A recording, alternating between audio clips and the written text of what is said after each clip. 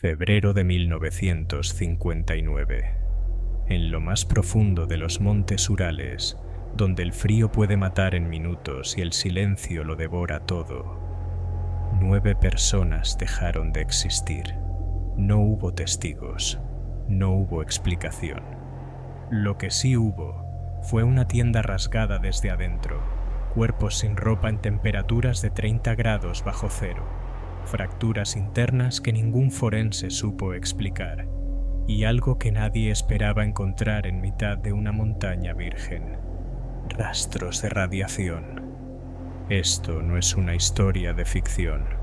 Ocurrió, y más de 60 años después, nadie ha podido dar una respuesta definitiva. Bienvenidos al caso que ha desvelado a investigadores, científicos y espías por generaciones enteras. Bienvenidos al Paso Dyatlov. Para entender lo que pasó, primero hay que entender quiénes eran estas personas y en qué mundo vivían. Corría 1959.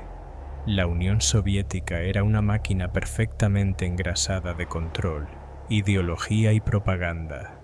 Pero dentro de esa maquinaria existía algo inesperado, una cultura vibrante de aventura al aire libre. Jóvenes universitarios cargaban sus esquís en trenes rumbo al norte, se lanzaban a montañas heladas y volvían como héroes del deporte comunista. No era solo ocio, era casi un deber patriótico.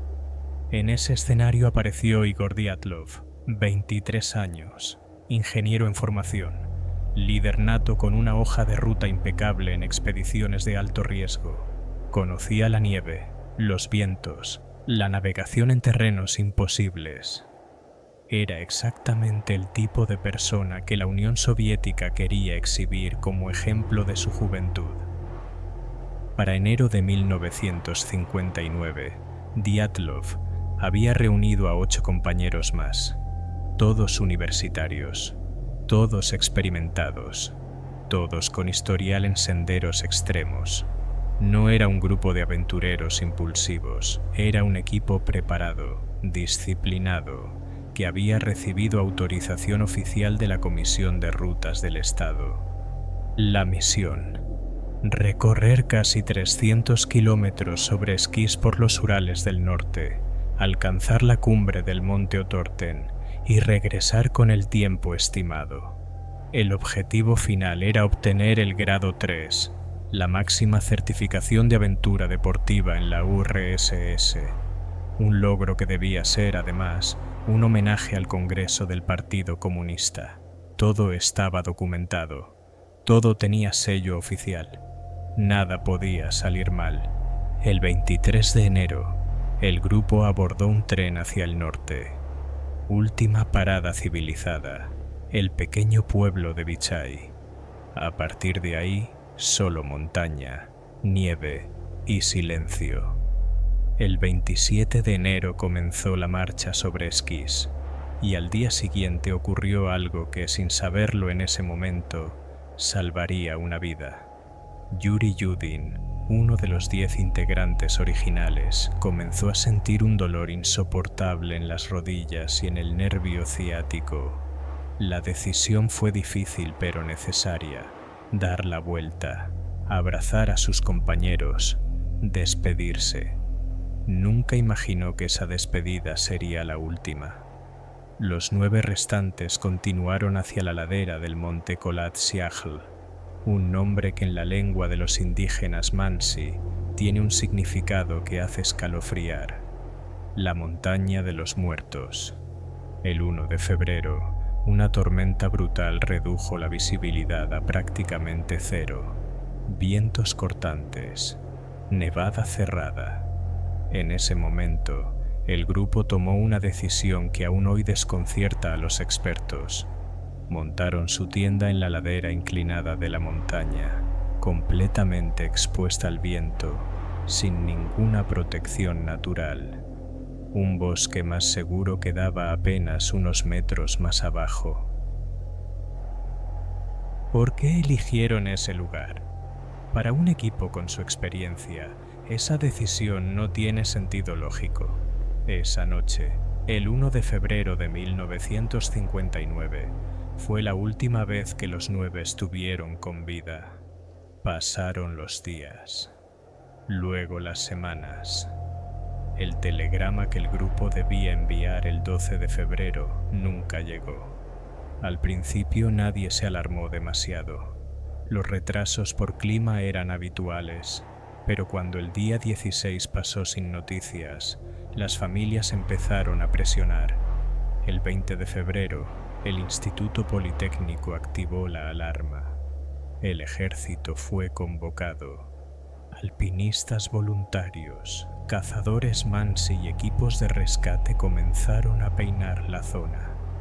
6 días después, el 26 de febrero, uno de los equipos encontró algo enterrado bajo la nieve, la tienda, y lo que vieron los dejó sin palabras. La carpa no había colapsado ni sido sepultada por una avalancha, estaba cortada. Desde adentro, alguien o todos la habían rasgado con un cuchillo de forma violenta y desesperada. Los cierres seguían cerrados. Nadie salió por la entrada. Salieron huyendo a través del tejido. Afuera, en la nieve, huellas. Desorganizadas, caóticas. Algunas pertenecían a personas descalzas, en 30 grados bajo cero. Las huellas descendían la montaña durante unos 500 metros y luego desaparecían. 1 kilómetro más abajo, cerca de los restos de una fogata improvisada, aparecieron los primeros cuerpos. Yuri Dorosenko y Yuri Gribonischenko, casi desnudos, con quemaduras en las manos y señales de hipotermia. Habían intentado encender fuego. No lo lograron. Un poco más arriba, en la línea que llevaba de vuelta a la tienda, 3 cuerpos más. Igor Dyatlov, Zinaida Kolmogorova y Rustem Slobodin, caídos en la nieve, en posiciones que sugerían que habían intentado regresar al campamento. Ninguno lo consiguió. Las autopsias iniciales confirmaron la causa de muerte: hipotermia. El caso parecía cerrado. Pero faltaban 4 personas. Hasta mayo nadie los encontró. El deshielo hizo el trabajo que la nieve había ocultado. Enterrados bajo 4 metros de nieve, en un área de bosque denso, aparecieron los últimos 4. Lyudmila Dubinina, Semyon Solotaryov, Alexander Kolevatov y Nikolai Thibault-Brignol. Habían construido un refugio rudimentario con ramas y nieve compactada. Algunos llevaban ropas de sus compañeros ya muertos. Habían sobrevivido por un tiempo y habían luchado hasta el final, pero el estado de sus cuerpos cambió todo. Semyon Solotaryov y Nikolai Thibault presentaban fracturas craneales de una violencia comparable a la de un accidente de tráfico a alta velocidad. Lyudmila Dubinina tenía varias costillas rotas, y entonces llegó el detalle que helaba la sangre de los investigadores. Dubinina no tenía lengua, Kolevatov no tenía ojos. Ambos órganos habían sido arrancados, y lo más perturbador de todo, ninguno de los 4 presentaba marcas externas que explicaran esas lesiones internas. Sin golpes visibles, sin cortes, sin señales de lucha contra ningún agresor externo. ¿Qué tipo de fuerza puede destrozar el interior de un cuerpo humano sin dejar huella en la superficie? Y como si la escena no fuera ya suficientemente aterradora, los análisis de laboratorio revelaron algo más. Niveles anormales de radiación en la ropa de al menos 2 de las víctimas. En una montaña virgen, a cientos de kilómetros de cualquier instalación nuclear conocida. El 28 de febrero, con los primeros 5 cuerpos aún sin explicación, el Estado soviético creó una comisión extraordinaria de investigación. Los archivos fueron clasificados. La prensa fue silenciada. Nada trascendería al público. La conclusión oficial fue tan escueta como insatisfactoria. Los jóvenes murieron a causa de una fuerza natural desconocida e irresistible. Caso cerrado. Pero hay un detalle que no encaja y que durante décadas pasó casi inadvertido. La investigación criminal fue abierta oficialmente el 6 de febrero de 1959, 2 semanas antes de que las búsquedas comenzaran. Antes de que alguien supiera oficialmente que el grupo estaba desaparecido.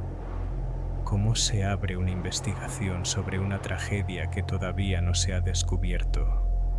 ¿O fue un error administrativo? ¿O alguien sabía algo que el resto no debía saber? En el vacío que dejó la versión oficial, el mundo construyó sus propias respuestas. Algunas son racionales, otras perturbadoras.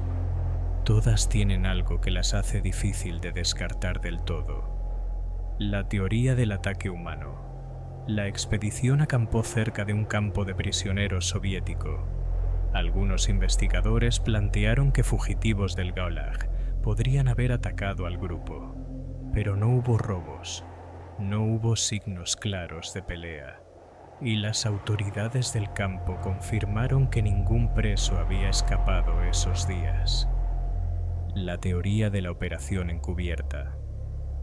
Semyon Zolotaryov era el mayor del grupo, con 34 años, y se unió a la expedición a último momento. Tenía historial militar, había combatido en la Segunda Guerra Mundial, y al examinar su cuerpo, encontraron tatuajes con letras y números sin sentido aparente, interpretados por algunos como códigos de espionaje. Años después, se supo que fue enterrado en una sección del cementerio reservada para miembros de la KGB. Era Zolotaryov, un agente infiltrado. Estaba vigilando algo, o a alguien. La teoría de las pruebas militares secretas, la radiación en la ropa, los objetos militares hallados en el campamento, los rastros en la nieve que parecían huellas de helicóptero.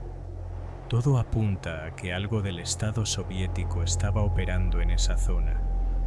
Algunos creen que los jóvenes fueron testigos involuntarios de una prueba de armamento secreto y que eso los condenó. La teoría de los objetos voladores. Múltiples testigos de la región, incluyendo soldados del ejército y cazadores Mansi, reportaron haber visto bolas de fuego cruzando el cielo nocturno en esa misma época. La falta de marcas externas en los cuerpos con lesiones internas masivas alimentó especulaciones sobre tecnología desconocida o incluso contacto con fenómenos no identificados. La teoría del Yeti. Entre las últimas anotaciones del diario de Zinaida Kolmogorova hay una frase que nadie ha podido explicar del todo. Ahora sabemos que el hombre de las nieves es real. Y entre las últimas fotografías del grupo hay una imagen borrosa que muestra una silueta oscura entre los árboles. Un compañero, una sombra, algo más. En 2015, ante la presión pública y décadas de preguntas sin respuesta, el gobierno ruso reabrió oficialmente el caso. Durante 5 años, fiscales, peritos forenses y especialistas en física de la nieve trabajaron con tecnología moderna, modelos digitales e inteligencia artificial. En julio de 2020 presentaron su conclusión: una avalancha de placa. Según el nuevo informe, la tienda fue montada en una ladera con una inclinación de unos 30 grados. El corte en el terreno para fijarla, combinado con el peso acumulado de nieve durante la noche, habría generado el desprendimiento de una losa compacta de nieve. La fuerza del impacto explicaría las fracturas internas. El pánico explicaría la huida sin ropa. La hipótesis fue respaldada por investigadores suizos que publicaron simulaciones en la revista científica Nature en reproduciendo en modelos tridimensionales heridas similares a las de las víctimas. Pero los críticos no tardaron en señalar los agujeros. Un grupo tan experimentado como el de Dyatlov no habría montado la tienda en ese punto por capricho. No habrían ignorado el bosque protegido que estaba justo debajo. La teoría tampoco explica la radiación, ni la ausencia de la lengua y los ojos, ni los indicios de que la escena fue alterada después. La avalancha resuelve una parte del rompecabezas, pero las piezas más oscuras siguen sin encajar. El caso Dyatlov lleva más de 60 años sin una respuesta que lo explique todo, y quizás eso es lo más perturbador de esta historia. No la ausencia de teorías, sino la abundancia de ellas. Cada explicación ilumina algo y deja otra cosa en la sombra. 9 personas se adentraron en una montaña que los pueblos locales llamaban la Montaña de los Muertos. Ninguna regresó. Y lo que encontraron quienes fueron a buscarlos sigue desafiando, décadas después, cualquier intento de comprensión. ¿Fue la naturaleza? ¿Fue el Estado? ¿Fue algo que todavía no tenemos palabras para describir? Lo que sucedió en el paso Dyatlov aquella noche de febrero permanece congelado en el tiempo, igual que la montaña, igual que los 9. Y si esta historia te dejó con más preguntas que respuestas, eso es exactamente lo que debería hacer. Coméntame, ¿cuál es tu teoría?